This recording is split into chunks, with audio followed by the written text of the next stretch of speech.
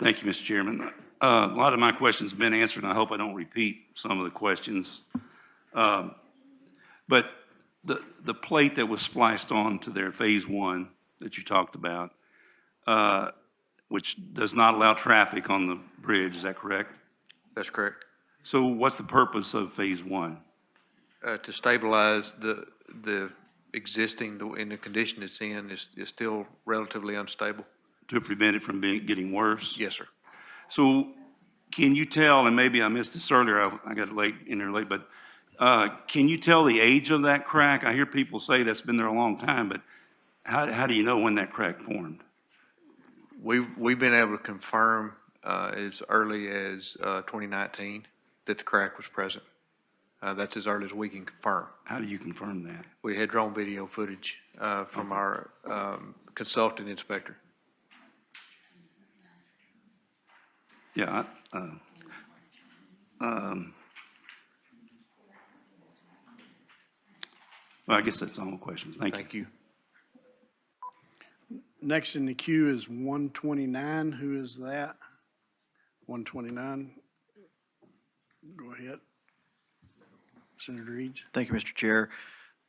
You mentioned that, and you won't know for a while whether this is actual a weld failure or actual failure of the beam, but when this was designed, it's obviously to spread the weight out throughout the entire structure of something of this magnitude.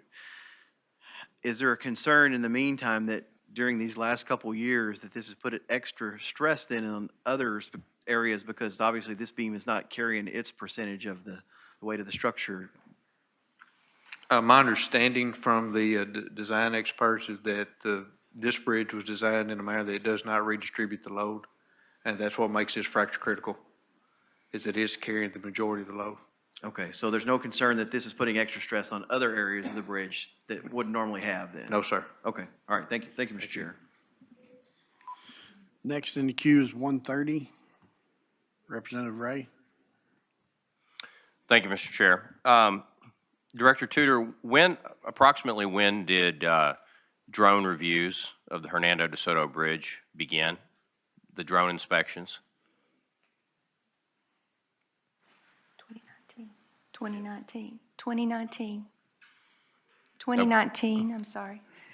Okay. Michael Baker, who was our consultant that inspected the arches, started using drone video footage to supplement their hands-on inspection in 2019. It's relatively new technology for this purpose.